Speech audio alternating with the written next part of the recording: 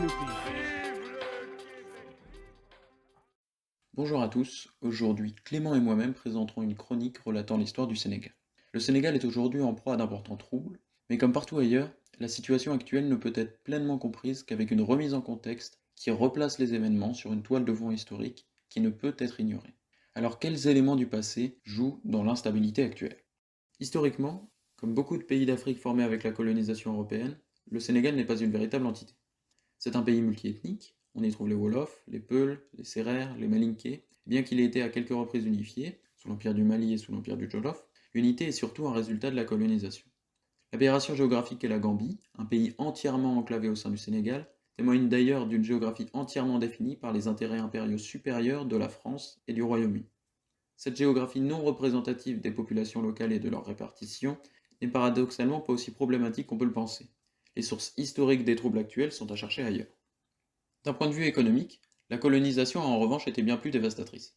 Les mêmes causes produisant les mêmes effets, on retrouve au Sénégal un schéma typique de mise en place d'une dépendance économique à l'égard de la métropole. La colonisation qui s'achève au début du XXe siècle s'accompagne d'une ouverture de l'économie locale aux produits de la métropole qui, issus de l'industrialisation, écrase complètement l'artisanat local qui disparaît progressivement. D'un autre côté, l'agriculture est aussi dévastée. Les meilleures terres sont confisquées par les colons pour cultiver des produits destinés à l'exportation, et les agriculteurs locaux sont submergés par les denrées venues de la métropole et sont contraints d'abandonner leur production pour des cultures d'exportation.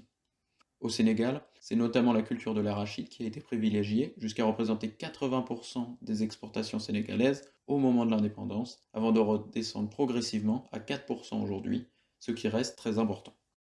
Il faut admettre cependant que le Sénégal a su rester jusqu'à peu un pays relativement stable, et ce, probablement en raison de la transition douce qui a amené à son indépendance.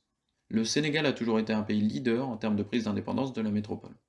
Le premier député africain élu à l'Assemblée nationale fut Blaise Diagne, un Sénégalais qui verra parmi ses successeurs à ce poste le futur premier président du Sénégal, Léopold Sédar Senghor. Fortes de leur grande importance dans les deux guerres mondiales, les colonies acquièrent une autonomie croissante, d'abord au sein de l'Union française, puis grâce à la loi cadre en 1956, avant que le général de Gaulle lance un grand référendum en 1958 qui permet l'indépendance des colonies françaises, à l'exception de l'Algérie qui est alors considérée comme une partie de la France. Ainsi, profitant de cette transition douce, le Sénégal se dote des élites nécessaires au maintien de l'ordre au lendemain de l'indépendance. Si la colonisation a laissé une empreinte indélébile sur le pays, la situation actuelle s'explique aussi par ce qu'il se passe avec et à la suite de l'indépendance, mais ça, c'est Clément qui va vous en parler. Si la colonisation a laissé une empreinte indélébile sur le pays, la situation actuelle s'explique aussi par ce qu'il passe avec et à la suite de l'indépendance. En 1960, c'est d'abord la Fédération du Mali, dont le Sénégal est partie intégrante, qui devient indépendant avant que la République en tant qu'entité ne soit proclamée la même année avec la dissolution de la Fédération. Élu le 5 septembre 1960, Léopold Sédar Senghor préside la toute nouvelle République du Sénégal. Prônant un socialisme modéré africain, fondamentalement pro-français, Senghor va, en contrôlant la scène politique, garantir au Sénégal une vraie stabilité politique durant de longues années. Il bénéficie pour cela de l'appui de la France, avec laquelle il a signé des accords de défense et qui dispose d'une base militaire importante à Dakar, ainsi que de l'alliance qui avait été passée entre l'État colonial et les califes des confréries musulmanes. Prisonnier des structures de l'économie rentière établies à l'époque coloniale, Senghor est pourtant incapable d'en assurer l'évolution rapide. La Fédération du Mali explose 3 mois après la proclamation de l'indépendance en juin 1960, du fait de désaccords politiques et personnels entre Senghor et son homologue soudanais, Modibo Keïta, plus radical et moins proche de la France. Le Sénégal proclame alors son indépendance le 20 août 1960 et se donne une nouvelle constitution, de type parlementaire. 2 ans plus tard, les tensions montent cette fois entre le président Senghor et le chef du gouvernement Mamadou Dia, plus ancré à gauche. Dénonçant une tentative de coup d'État, Senghor fait emprisonner Dia en décembre 1962. Dès lors, Senghor règne seul à la tête de l'Union progressiste sénégalaise. En avril 1963, une nouvelle constitution est adoptée, elle supprime le poste de Premier ministre et instaure un régime présidentiel. Senghor parvient progressivement à mettre la gauche au pas. Une timide tentative de guérilla communiste menée par le Parti africain de l'indépendance est étouffée en 1965. 3 ans plus tard, en 1968, Dakar est secoué par une vive contestation étudiante et syndicale en même temps que la France, mais pourtant sans rapport. Des années plus tard, le 1er janvier 1981, Abdou Diouf accède à la présidence de la République du Sénégal à la suite de la démission du président Senghor. Il est reconduit dans ses fonctions lors des élections de 83, 88 et 93. Ces différents mandats sont motivés par la politique d'ouverture au multipartisme, la libération progressive de l'économie et la décentralisation. Ce faisant, il contribue à faire entendre la voix du Sénégal dans le monde et lutte ainsi pour une plus grande unité africaine. Il assume notamment les fonctions de président en exercice de l'OUA, l'Organisation pour l'Unité africaine, et la fonction de président en exercice de la CEDEAO, de 91 à 92. Néanmoins, le président Diouf est confronté à plusieurs défis au cours de ses mandats, dont celui de relancer l'économie du pays qui doit composer avec un profond endettement. Le pays est en effet durement affecté par la crise de la dette et doit aussi réagir à la menace sécessionniste qui se développe en Casamance, une région méridionale du Sénégal.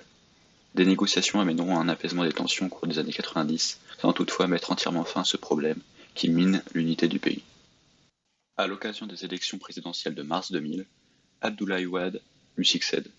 Sa victoire est saluée par le président Abdou Diouf, ce qui favorise une alternance politique, pacifique. Ce fait est vanté dans toute l'Afrique.